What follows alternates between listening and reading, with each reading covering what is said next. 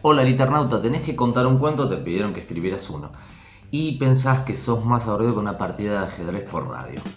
Pero no te preocupes, te voy a contar 10 truquitos para que tus textos mejoren o al relatarlo, que la gente no se quede dormida. Así que ahí vamos. El primero de los trucos arrancaría así. Vos comenzás un cuento con: había una vez un conejo gigante que se llamaba Pinti y caminaba por el prado. ¿Dónde está el error? Elimina el había una vez. Quedaría algo así: un conejo gigante llamado Pinti caminaba por el prado. ¿Ves? Queda muchísimo mejor. Y vamos con el siguiente. El número 2 consiste en que antes de comenzar a contar, sepas hacia dónde va a ir, es decir, al final. Por ejemplo, imaginemos que este conejo gigante tiene problemas, le da vergüenza su enorme tamaño, pero al final resulta necesario como para salvar a los amigos, por ejemplo. Entonces, tenés que, sabiendo el final, vas encaminando toda la historia, aunque le estés improvisando, hacia ese destino. Uno de los mejores regalos que recibí en mi vida fue cuando mi hija tenía 8 años, hoy tiene 10. Y me había regalado un cuento que escribió ella, en el cual estábamos los dos, ella y yo, como protagonistas de la historia. Éramos los héroes al final. Y por escucharme en las clases, ella tomó todas estas cosas y logró, con 8 años, un cuento magnífico. Así que sirven estos trucos tanto como para chicos como para grandes. Y volvemos, me fui por las ramas. El tercero de los trucos es que no falte conflicto. Es decir, tienen que tener algún problema. Si no pasa nada, el cuento es aburridísimo. ¿Y conflictos contra quién? Puede ser contra otra persona o con otro ser igual, ¿sí? Un conflicto contra la naturaleza, contra objetos. Y si son más de uno, mejor. Así que empezá a sumarles conflictos, que no se le resulte todo fácil. Si no, complicáselo. Solamente en los últimos párrafos tiene que poder resolver todo y tendría que encajar. El cuarto, tenés que estar pendiente de que no aparezca la palabra sentir. ¿Por qué? Porque cuando la observes la tenés que reemplazar por una acción, algo que transmite ese sentimiento. Por ejemplo, si decimos que Juan sentía frío, aburridísimo, no nos lleva a ninguna imagen mental y nosotros lo que tenemos que lograr son emociones. En cambio, si por ejemplo decís Juan tomó la taza con las 2 manos para que el calor del café se transmitiera por los poros y lograra calmar un poco el tembleque de esa estufa que no se dignaba a funcionar. Esto transmite la sensación de frío, pero de una manera mucho mejor que sentía frío. 5. Tenés que eliminar las frases hechas. Queda como si le faltase estilo o vuelo literario. Y reemplazarlas por otras un poquito más originales. Por ejemplo, decís, llovía a cántaros. El primero que la creó fue un genio, pero después la repitieron tantas veces que ya aburre. Podrías decir, las nubes grises eran como un trapo que escurrían sobre mi cabeza. Ahí queda mucho mejor, ¿viste?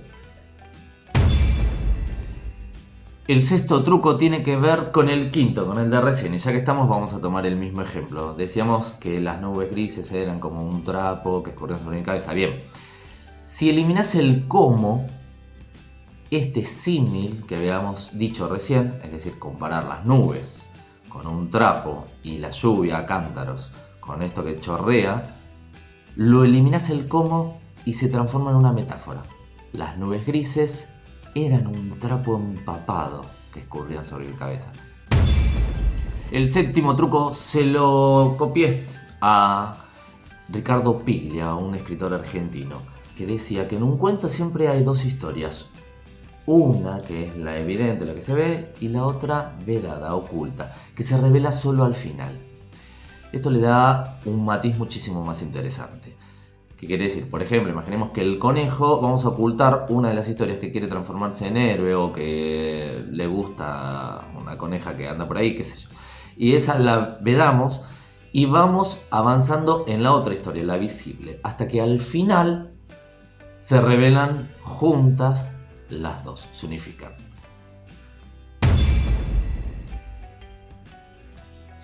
El octavo truco tiene que ver también con el anterior y consiste en que el personaje principal logre superarse.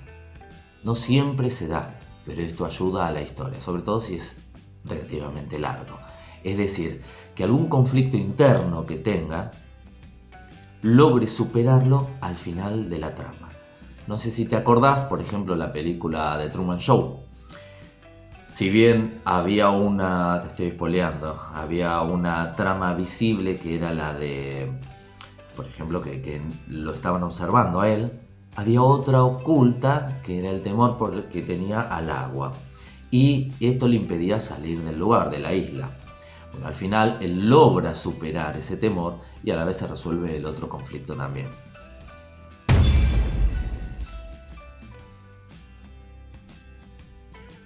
El noveno truco, no use generalidades, sino palabras más específicas. ¿Por qué? Porque las generalidades no generan imágenes mentales o cuestan más que lo hagan. En cambio, la especificidad sí lo logra. Te voy a dar un ejemplo porque si no, no se entiende. Generalidades: árboles, gente, pájaros. Y lo reemplazás por algo específico. Por ejemplo, Juan se sentó bajo un árbol. Juan se sentó bajo un pino. En la mente del otro se recrea y observó los pájaros y observó las golondrinas. ¿Sí? Más específico genera imágenes mentales. Vamos con el último, que es buenísimo y por eso lo dejé para el final. Ahí vamos. El último de los trucos, el décimo, tiene que ver con el estilo. Y comúnmente los que arrancan a escribir o por lo menos a contar quieren demostrar su conocimiento utilizando palabras pomposas. Estas que el resto de la gente dice, uy, cuánto léxico conocen, ¿sí? Entonces, ¿esto qué hace? Que no se identifique, que en la mente de la otra persona se quede girando esa palabra e incluso si no conoce el significado no le aporta absolutamente nada, sino que el escritor o quien relata debe ser invisible. Es decir, vos lo vas leyendo y te metes en la historia, que no haya nada que estorbe, porque lo pomposo demuestra que el escritor está ahí. Entonces quien lo lee está pensando nada más en eso, en esas palabras, en el escritor y no en la historia, y se va a aburrir muchísimo. Espero que te hayan servido todos estos trucos y nos vemos en el próximo video. Buena semana.